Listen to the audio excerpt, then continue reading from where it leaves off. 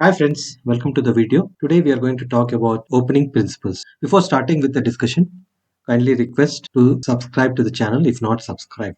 Let us discuss about chess opening principles.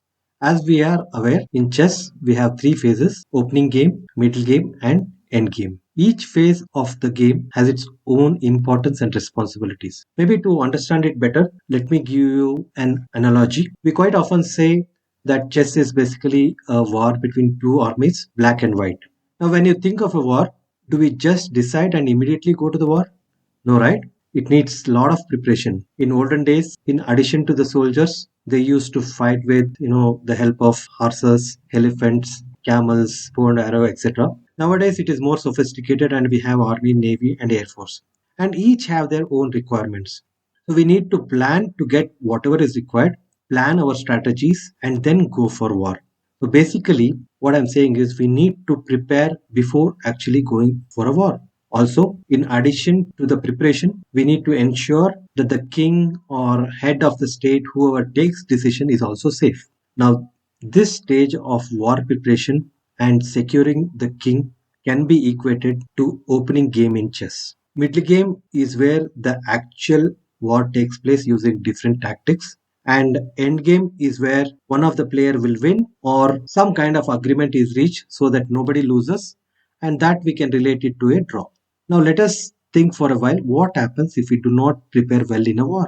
Answer is simple, right? If you do not prepare well, you are most likely to lose the war. Similarly, if we do not have a good chess opening, we are most likely to lose the match. That is why opening is very important. It is like a foundation of a house. So we can conclude that the three most important things we need to accomplish in opening are piece activation or development of pieces. The next one, securing the king, what we call it as castling in chess. And the third one, central control. So to know more about central control and its importance, please refer to the video given in the description.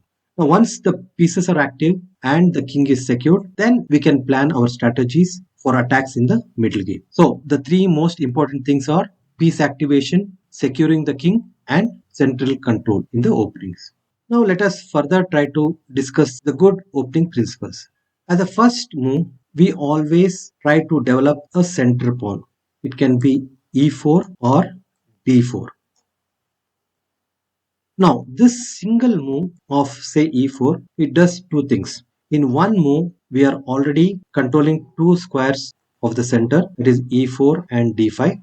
We are not only developing the pawn and controlling the center, we are also ready to develop the queen and the bishop, right? Now, once we develop the center pawn, our next focus should be to develop the minor pieces. In chess, we have major pieces and minor pieces. The bishop and knight, we call it as minor pieces. The rook and queen, we call it as major pieces. So, immediately after the development of pawn, our priority should be to the development of minor pieces. The reason being, if you cannot develop your minor pieces, you cannot secure your king. So the second priority is developing the minor pieces, and in that preferably we always try to develop the knight first and then the bishop. Reason, knights move slow and bishops can move across the entire board in a single move. So we can develop our knight. And as a third step, we can plan to develop our bishop. Let us say we'll develop our bishop. Now, one thing what you need to notice when we are developing the pieces are that we always say try to develop the minor pieces towards the center, not away from the center. Let us say, for example, I'll develop this knight, but I'm developing this knight away from the center. What is wrong in it? So we also need to remember that one of the major factors in opening is controlling the center. When we develop the pieces towards the edges and not towards the center, they typically do not help to control any of the central squares, right? So maximum it controls these two squares, they are not the central squares. Similarly, whenever we develop bishop, we want to develop the bishop in a way where they control the center, right? So always remember the point is whenever we develop the pieces towards the center so that every move contributes towards controlling the center. Right. Once we develop the minor pieces, we castle as early as possible. So what do we do after castling? Next, we need to concentrate on developing other minor pieces. So we can develop the knight, and then if we have to develop this bishop, so we have to move the pawn, either d pawn or b pawn. If the opponent allows, let us develop other center pawn as well. So after developing this pawn, we can develop our bishop as well. Once we develop other minor pieces, then we need to develop the queen. And one thing we need to keep in mind is, yes, we have to develop the queen, but it should be within our half and typically behind the pawns so that it is safe. Maybe we can develop this queen to either d2 or e2. Now, with the development of this queen, we have both the rooks connect. Now, once the rooks are connected, we say the development is complete. Right? Let us try to summarize the good way of opening. First is always develop a center pawn. It will help to control the central squares as well as the development of a queen and a bishop. And as a second step, develop the minor pieces on whichever side you plan to castle, preferably knight first and bishop second. And the third step, castle as early as possible. Fourth step, develop other minor pieces. Fifth step, develop the queen and connect the rook. Once you connect the rooks, the development is said to be complete. Now that we know what are the do's of opening, let us also try to discuss few don'ts of opening. The first thing what we should not do is, do not bring out the queen to the open area in the opening. This is very important. Let me show you some examples where we bring out the queen early and there are very good chances that we will lose. Okay, so I'll try to use this bishop opening. Let us say they'll start as e4, e5, bishop c4. This we called as bishop opening. So right now you don't have to worry about opening name. So what is happening is here, now this bishop development is weakening this pawn. Now what the black player does is, once he sees if he is greedy, he will start attacking this pawn. So black develops the knight, the queen takes the pawn. Rook attacks the queen. Now the only square for the queen is queen h3. Can you pause the video and see how you can get the queen in two moves? Yes, the solution is bx f7, kx f7, knight g5, queen is. This is one of the examples. Similarly, e4, d5. This is an example of Scandinavian opening. He takes it, queen takes it. White attacks the queen. Queen has to move. Let us say white makes a blunder. Can you spot a move where we get the queen?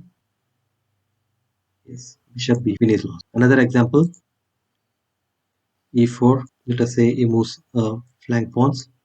Let us develop the center pawns. Let us say we develop a knight. He brings out the queen early. Seeing this, knight attacks the pawn and black tries to protect with a king. White tries to lay a trap, and if black does not see it, let us say he develops knight, queen is lost. So these are few examples where bringing out the queen early into the open area, chances are high we lose the queen. That is why as a beginner, we always ask not to bring out the queen early. The thing what we should not do is, we should not move the same piece more than once in the opening. For example, let us say e4, e5, and f3. Let's say he develops his pawn, we develop our pawn. Let's say it develops a bishop. Now, typically, white should continue its development, but as a beginners, we always see that they go for attacks very early. What happens? Let us say he attacks our knight, and then we bring back our knight. Now, what has happened here? We have wasted two precious moves in the opening. So this is something we need to prevent. So we should not move the same piece more than once in the opening. Why? Because chess opening is all about activating the pieces and not wasting the moves in the opening. By moving the same piece more than once, we are only delaying the development but also giving the initiative to the opponent. Right? And the third thing what we are not supposed to do is, do not make unnecessary pawn movement. For the simple reason, opening should be dedicated to the piece activation and we do not want to make any unnecessary moves in the opening. We need to do only those pawn movements which help the development of pieces. We also need to remember that pawn movements are permanent. As William Steinitz, the first person to get the world championship title in 1886, said the best place for the pawns are their initial positions. So, in summary, the three don'ts are: do not develop the queen into open spaces in the opening, do not move the same piece more than once, and do not make any unnecessary pawn movements. Right. So now that we are aware of the do's and don'ts, in order to demonstrate this aspect of as to why this opening is important, we will go through one of the most famous chess games ever played in chess history. It is known as Immortal game for the sheer beauty of the way the game was played.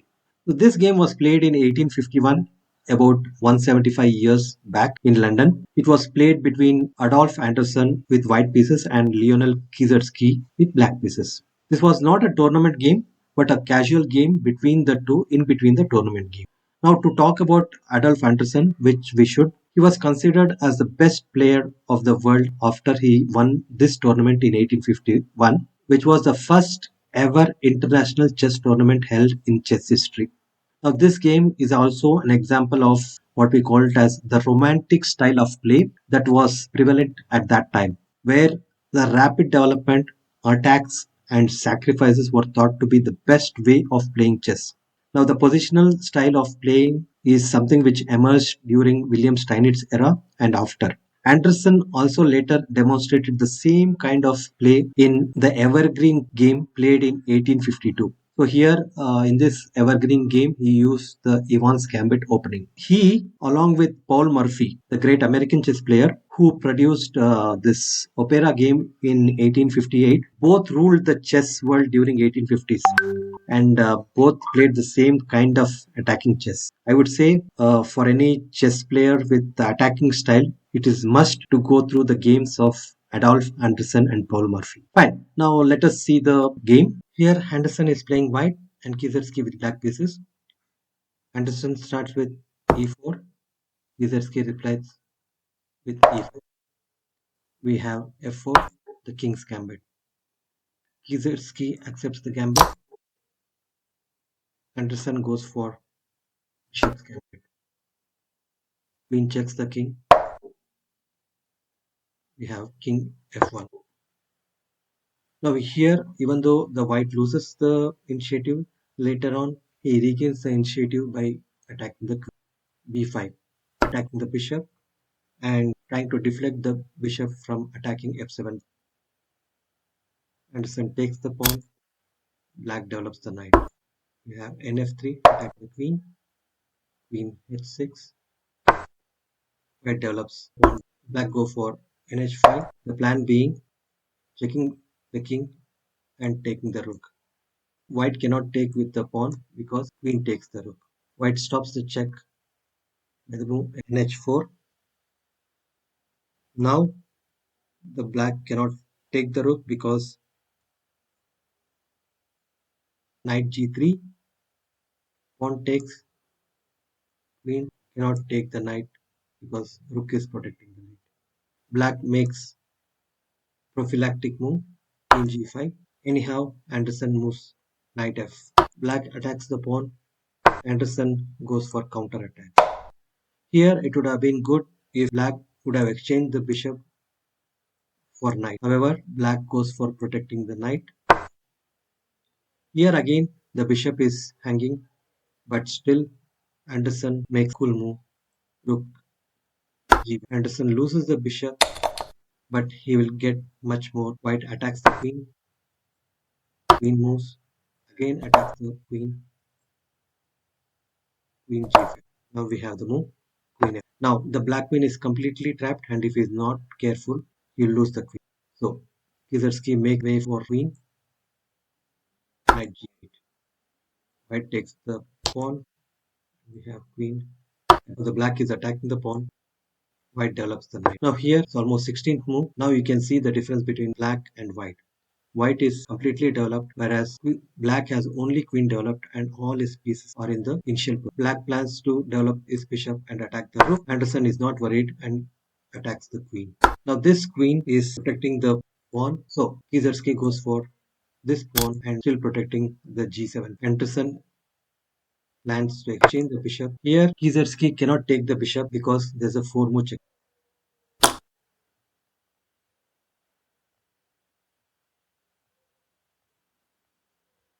That's why he goes for the rook. So here Anderson has lost a bishop and a rook, but still he does not take the bishop and is not worried about the rook even.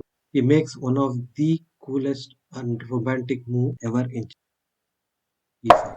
Basically, this move is cutting off the queen from king's protection. Kizetsky goes for the material again, and Anderson loses one more rook. King if now Kizetsky understand there's a two move checkmate, check, king moves, and checkmate. So he tries to protect c7 square, but Anderson finishes in style. Knight g7 check,